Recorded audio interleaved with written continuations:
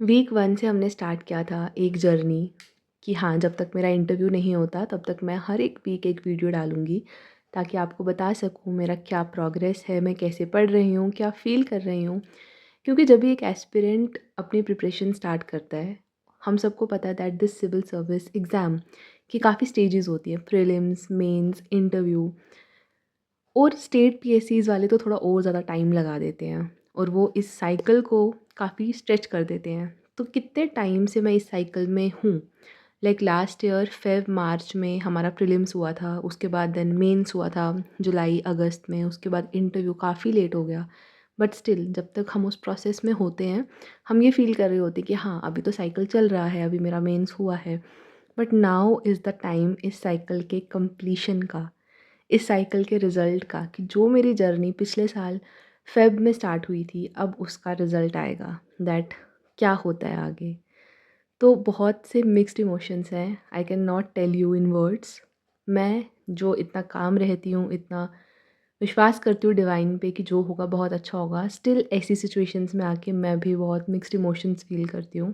Sometimes I feel confident, sometimes I feel emotionally heavy, sometimes I feel under confident, sometimes ऐसा लगता है मुझे कुछ भी नहीं आता, समटाइम्स लगता है कि नहीं मुझे सब कुछ आता है।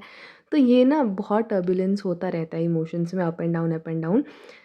बट पता है, जितना डर हमें प्रीलिम्स या मेंस के टाइम नहीं लगता ना, सबसे ज़्यादा डर इस स्टेज के टाइम लगता है, because now this is the final stretch.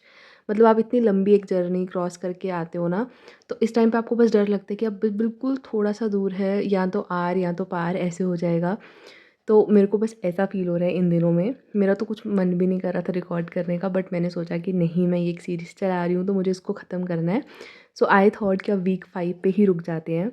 And मैं इस वीडियो को इवन एडिट भी जल्दी ही कर रही हूँ। स्टार्टिंग के मैंने 2-3 दिन ही रिकॉर्ड किए, ताकि मैं इसको एडिट करके अभी ही शेड्यूल कर दूँ कि एंड के दिन मुझे बस अपने लिए, अपनी प्रिपरेशन एंड एग्ज़ाम पे मैं फ़ोकस कर सकूँ। सो आप सब इस वीडियो को संडे को देख रहे होंगे। बस कुछ दिनों में ही, इसी वीक के अंदर-अंदर, जो अभी नेक्स्ट वीक है, उसी वीक के अंदर-अंदर मेरा इंटरव्यू भी है एंड इसी वीक के अंदर-अंदर रिज़ल्ट भी आ जाएगा।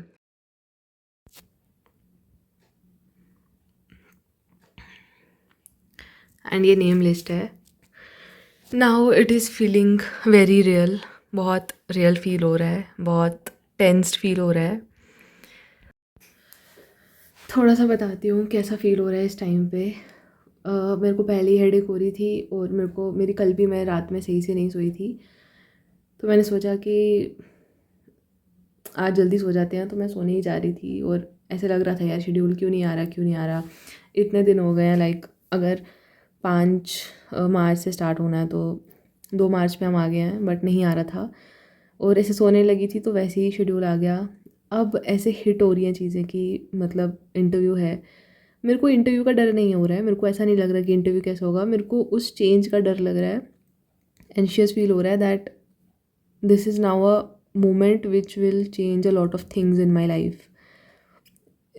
किसी भी डायरेक्शन में गया, positive negative, it will change.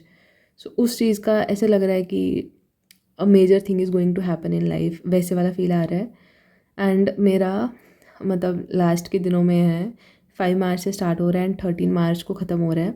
मेरा लास्ट के दिनों में है एंड 13 मार्च को जब ख़त्म हो रहा है उसके रात में ही रिज़ल्ट विल बी आउट। ऐसा ही करते हैं जेकेपीएससी वाले, जिस दिन लास्ट डे होता है शेड्यूल इंटरव्यू का, उसी दिन रिज़ल्ट आ जाता है। तो 13 March will be the deciding factor for my this whole year's preparation, this whole year's hard work, this whole year's everything। और उसके बाद फिर सब चेंज हो जाएगा, weather in a positive way और अ लिटिल सेटबैक, जो भी है। तो ऐसे इतना फील हो रहा है ना, एंशियस फील हो रहा है। मतलब आपको पता है हाउ काम आई स्टे, हाउ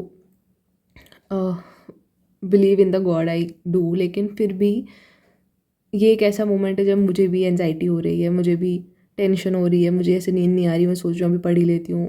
मतलब ऐसा डर लग रहा है कि 13 March will be a deciding day in my life. क्या होगा उस दिन, क्या नहीं होगा, कैसे रहेगा सब। मतलब इट इज़ नॉट कि मुझे नेगेटिव के लिए बुरा लग रहा है कि नहीं हुआ, तो मुझे ऐसा लग रहा है कि अगर पॉजिटिव भी रहा, नेगेटिव भी रहा, लाइफ में चेंज आएगा। That is what I am saying कि लाइफ में चेंज आएगा, जैसी मेरी लाइफ चल रही है वैसी नहीं रहेगी। And change is always difficult. Change के साथ आपको बहुत सी चीज़ें चेंज करनी पड़ती हैं, तो एक मेजर शिफ्ट होगा लाइफ में। तो this is what I am feeling at the moment. बहुत एंशियस, बहुत नर्वस, कुछ रिकॉर्ड करने का मन नहीं कर रहा। अब भगवान पे है सब कुछ, hope for the best, praying, studying. फिर भी मुझे थोड़ा टाइम मिल गया पढ़ने के लिए, तो पढ़ते हैं अब अच्छे से। जितने दिन बचे हैं अपना कॉन्फिडेंस वापस बिल्ड करते हैं। एंड इस चीज़ पे विश्वास करते हैं कि जो भी होना होगा वो ऐसे भी हो ही जाएगा। तो एंशियस होने से, टेंशन लेने से कुछ नहीं होने वाला है। बस बाकी I think this will be the last video which I will be posting regarding week 5। Week 5 will be last. उसके बाद तो वीक 6 में मेरा इंटरव्यू है, एंड वीक 6 के इंटरव्यू के बाद ही इंटरव्यू का रिज़ल्ट आ जाएगा। तो संडे तक पहुंच नहीं पाओगे आप, तो फिर उसके संडे को मे बी आपको सुनने को मिले कि रिज़ल्ट कैसा रहा और इंटरव्यू एक्सपीरियंस कैसा रहा। सो वीक वाली series, this will be the last. So week 5 we are ending this series and hope so everything goes as planned. अब सबसे पहले मैं अपने लिए हॉट कॉफ़ी बनाने लगी, ब्लैक कॉफ़ी। थोड़ा सा दिमाग खुले, थोड़ी सी एनर्जी आए। ये सेटअप रखा है तो इससे काम चल जाता है रात में भी। उसके बाद पढ़ाई कंटिन्यू करेंगे। ऐसे भी एंशियस और ये सब चीज़ में नींद तो आने से रहेगी, इससे अच्छा पढ़ ही लेते हैं, क्यों टाइम वेस्ट करना है।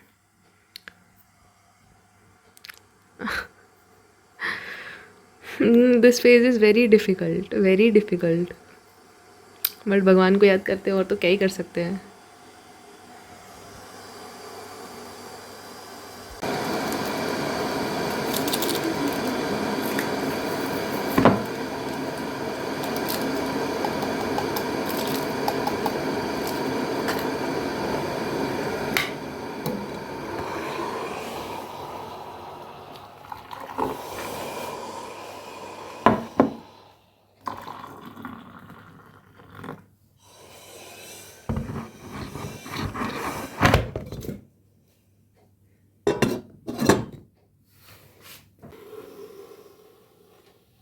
So this was what I was feeling at that moment. रात का टाइम था, 10:30 बज रहे थे, एंड मैं सोने ही जा रही थी। मेरे को इतनी ज़्यादा हेडेक हो रही थी उस दिन।